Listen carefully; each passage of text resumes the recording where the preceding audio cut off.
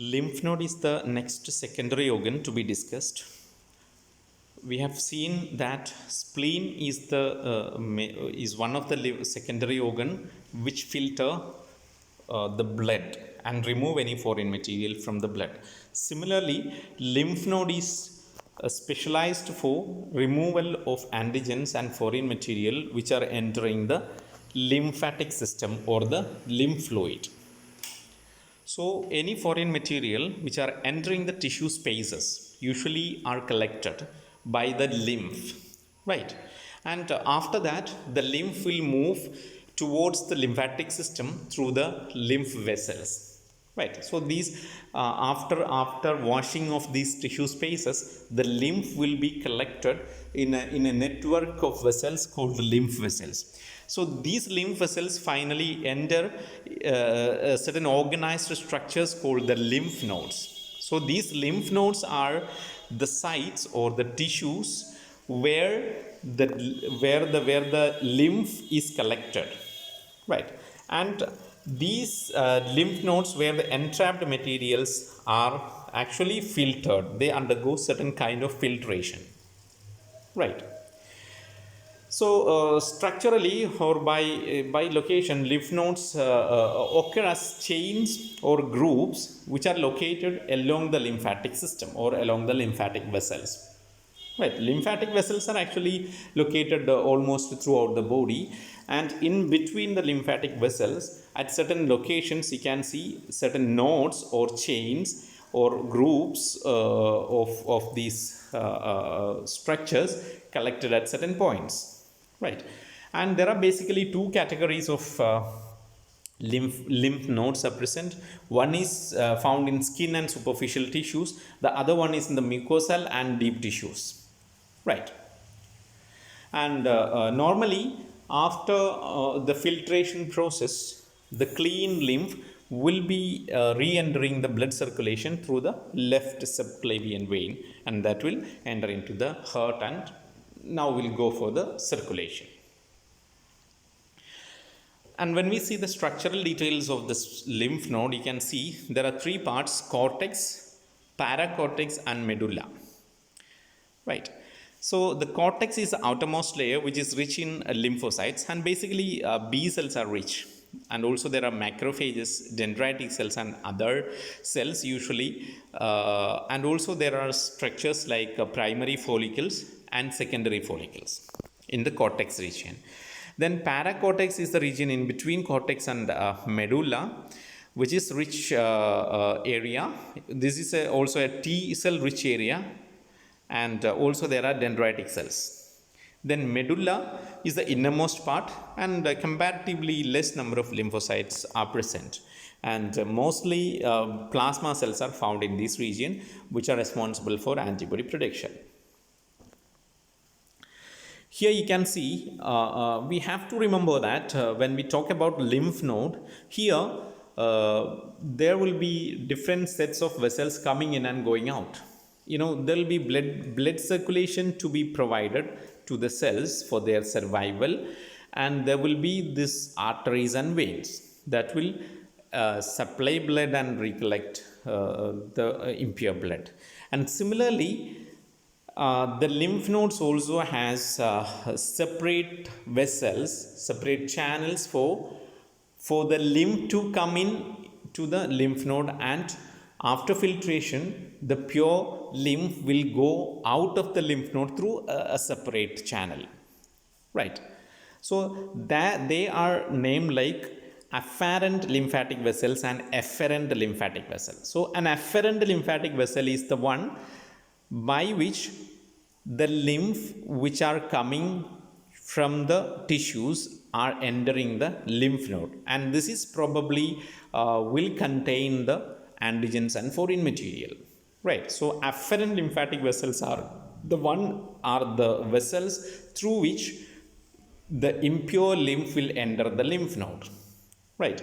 Whereas efferent vessels are the vessels through which the pure lymph will leave the lymph node and will ultimately lead to or ultimately enter this pure lymph into the blood circulation. All right. And by structure, just for other organs, you can also see here capsules, trabeculae, and other structural details are almost similar to other organs, right? There are post capillary venules and also sinuses. All those things are there. There are primary follicles, secondary follicles. All those things are very much similar to that of other organs. All right. So this is already we have seen. There are capsules, trabeculae, there are afferent vessels and efferent vessels, and all those things occurs and which have similarity with other organs, and since we are not discussing in detail again. Now about the tertiary organ. Okay, tertiary organs are actually the less organized secondary organ itself. That means these are the less organized tissues where this immune cells interact with the foreign substances. All right. So mostly the mucous membranes which are lining the digestive, respiratory, urogenital systems have combined surface area or there is a large surface area, and this surface area has to be protected, and this protection is done by mostly by these less organized lymphoid tissues, which are sometimes called mucosal associated lymphoid tissues, or MALT in short, right? So this kind of protection is present not only for mucous membrane but also for skin also, right? So in case of skin, we collectively call them as CALT, C-A-L-T, cutaneous associated lymphoid tissue. All right. So that's about these tertiary organ. These are the less organized lymphoid tissues found at various locations of the body. Right. You can have certain other discussions also. These actually include the loosely organized lymphoid cells in the lamina propria of the intestinal villi.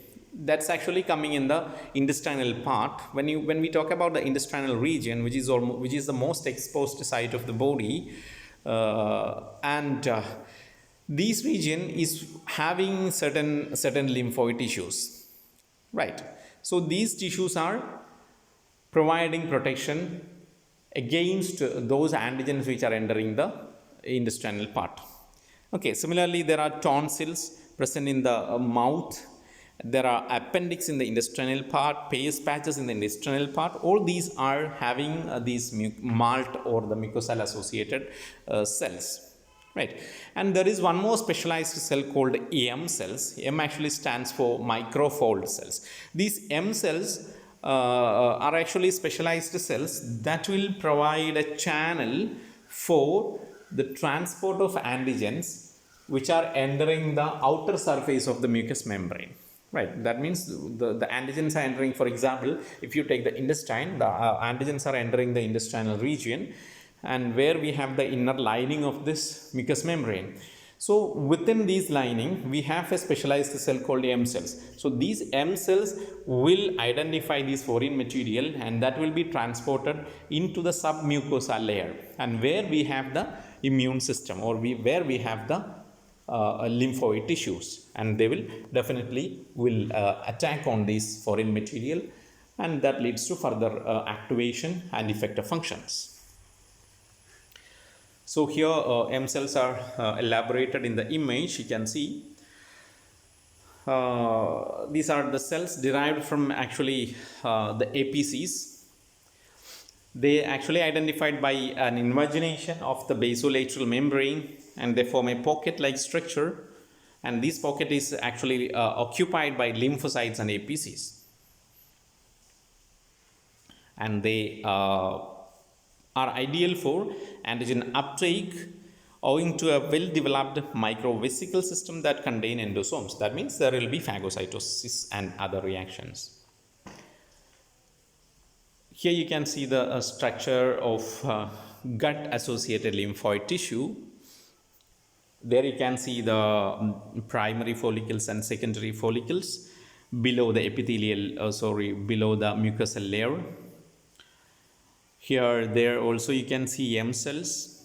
So through that M cells, this foreign material will be transported into the submucosal layer, and where we have the B cells and T cells. So altogether there will be elimination of this foreign material. Then another organ is tonsil. Actually, these are found in the mouth region. Usually, three types of tonsils are found: lingual, palatine, and pharyngeal tonsils.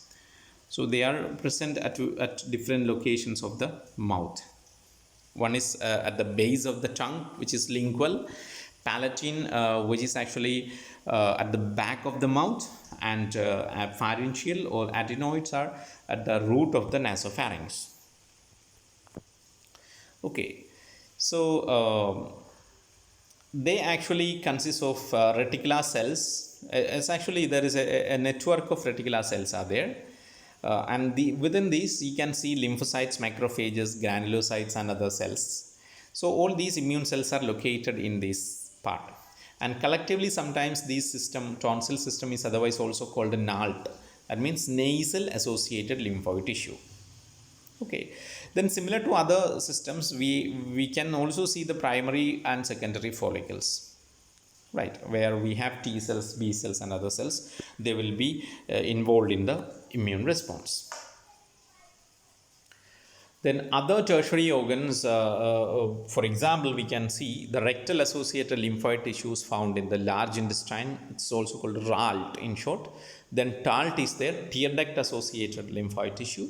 Then conjunctiva associated lymphoid tissue. All these are various other examples for tertiary organs. All right.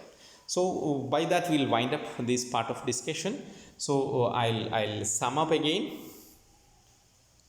So we have seen the primary organs and secondary organs mainly, and also the tertiary organs.